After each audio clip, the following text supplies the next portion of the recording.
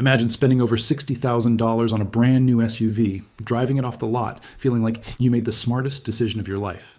And then, 6 months later, discovering it has a serious safety flaw the manufacturer never told you about. That is not a hypothetical. That happened to real Australian families who trusted some of the biggest SUV brands in the world. And today, we are going to talk about all of it. We tested 7 of Australia's most popular SUVs, and 5 of them failed so badly that even we were shocked by the results. Stay right here because what we found could literally save your life or save you from making a very expensive mistake. Welcome back to the Drive Intel. If you're new here, this is the channel where we go beyond the glossy brochures and the sponsored reviews and actually dig into the real data, real owner experiences, and real test results. If that sounds like something you want more of, hit that subscribe button right now and turn on notifications so you never miss a video like this one. And if you have been here before, you already know we do not pull punches. So let us get into it. Before we start, let me give you a little context about why we chose these 7 SUVs specifically. Australia's SUV market has exploded in the last decade. SUVs now make up more than half of all new car sales in the country. People are choosing them for road trips across the outback, for school runs in the suburbs, for everything in between. So we looked at the 7 best-selling and most searched SUVs in Australia right now, vehicles that real people are actually buying or seriously considering. We ran them through safety tests, reliability data, owner complaint records, and long-term value assessments. And what we found was honestly jaw-dropping. Let us start with the one vehicle that came out on top, because yes, there was one winner in all of this, the Toyota LandCruiser Prado. Now before anyone jumps into the comments saying this is a Toyota ad, it is not. The Prado earned its spot at the top through sheer, consistent performance across every single category we tested. Its build quality is exceptional. Its off-road capability is genuinely impressive even in real-world Australian conditions, not just controlled test tracks. Its reliability scores from long-term owner surveys are among the highest in its class. And when it comes to resale value, the Prado holds its price better than almost any other SUV in Australia. If you are spending big money on an SUV and you want to feel confident about your investment for the next 10 years, the Prado is the vehicle that actually backs that up with evidence, not just marketing. Now, the second vehicle that came out with a respectable result was the Mazda CX-5. It is smaller, it is more affordable, and it is designed more for city and suburban life than serious off-roading. But within its category, the CX-5 is a genuinely well-engineered vehicle. It has strong safety ratings, a comfortable interior, and owners consistently report very few major issues over time. It is not perfect, and we will touch on some of its limitations later, but it did not fail our tests. It passed. And that matters because the 5 vehicles we are about to talk about did not pass at all. All right, now let us get into the 5 that failed. And when we say failed, we do not mean they were slightly disappointing. We mean they showed serious red flags that should make any buyer very nervous. The first one is the Mitsubishi Outlander. Now, the Outlander is a hugely popular family SUV in Australia. It looks good, it is priced competitively, and Mitsubishi has been marketing it aggressively. But here is what the marketing does not tell you. The Outlander has been flagging some serious concerns in long-term reliability surveys. Owners are reporting electrical gremlins that appear out of nowhere, transmission issues that develop well within the first 100,000 kilometers, and customer service experiences from Mitsubishi Australia that have been described by multiple owners as frustrating and dismissive. One owner from Queensland told us she spent nearly $8,000 in repairs on a vehicle that was just 4 years old.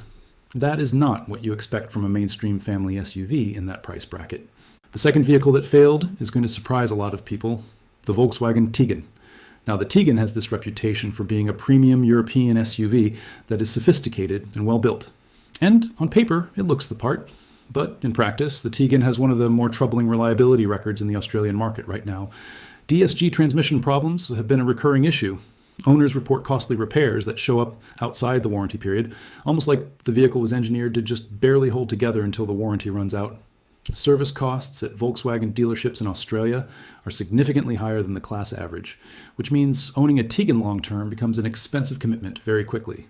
The reality is that the premium badge comes with premium repair bills, and the vehicle's actual performance does not always justify that premium. The third failure on our list is the Hyundai Tucson. Now here is where things get really interesting because the Tucson is genuinely beloved by a lot of Australians. It has won awards, it looks modern and stylish, it has lots of tech features, and for the first couple of years of ownership, many people are very happy with it. But here is the problem. When you look at what happens to the Tucson around the 4 to 6 year mark, the picture changes. We found a significant pattern of complaints around the engine, specifically around excessive oil consumption that owners were not warned about, and issues with the infotainment system that can be surprisingly costly to fix. The Tucson also showed weaker than expected results in certain real-world safety scenarios, particularly around rear-end collision protection, which is genuinely alarming for a vehicle marketed heavily to families.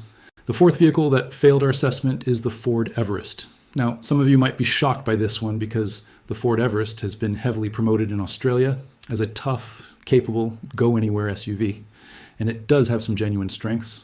But we found a pattern in owner reports and service records that we simply cannot ignore. The Everest has had recurring issues with its diesel engine in particular, including turbo failures that show up at surprisingly low mileage.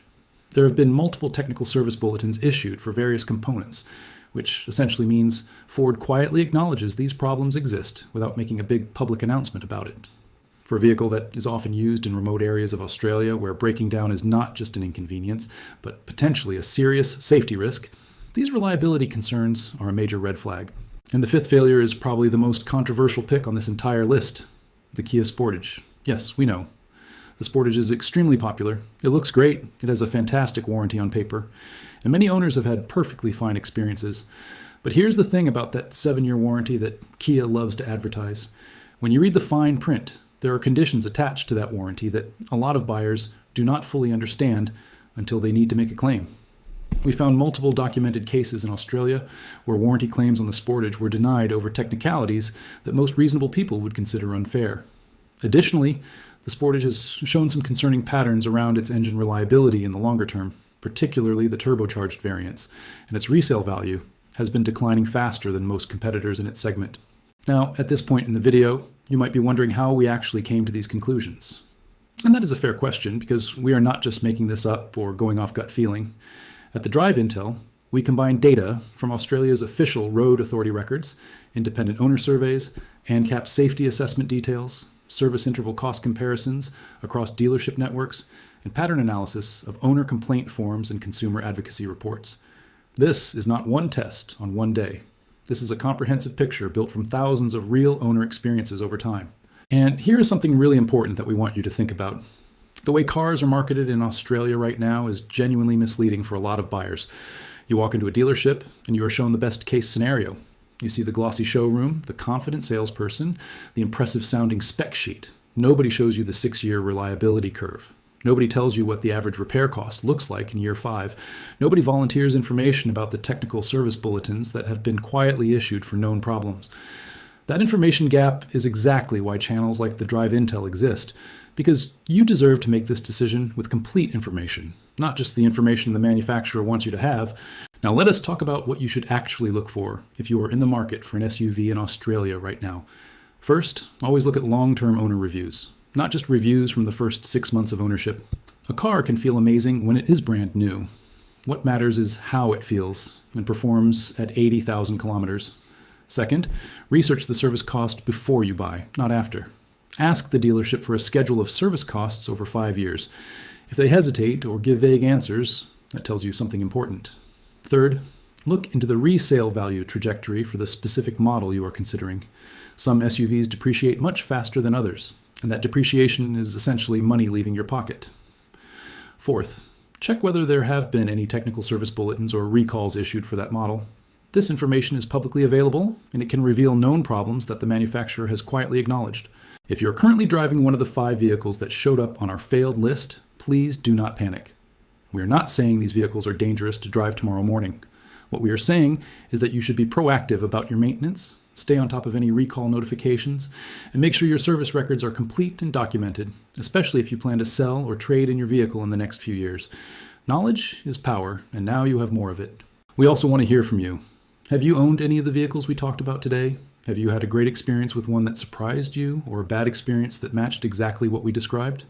Drop your story in the comments below because this community learns from each other, and your real-world experience is genuinely valuable to someone who is sitting on the fence about a purchase right now. If you know someone who is thinking about buying an SUV in Australia, please share this video with them.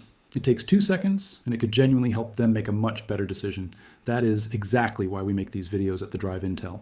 And if you want to see our full breakdown of the best SUVs under $50,000 in Australia, or our deep dive into which electric SUVs are actually worth considering right now, those videos are coming very soon. Make sure you are subscribed so you do not miss them. Thank you so much for watching. Drive smart, Stay informed, and we will see you in the next O.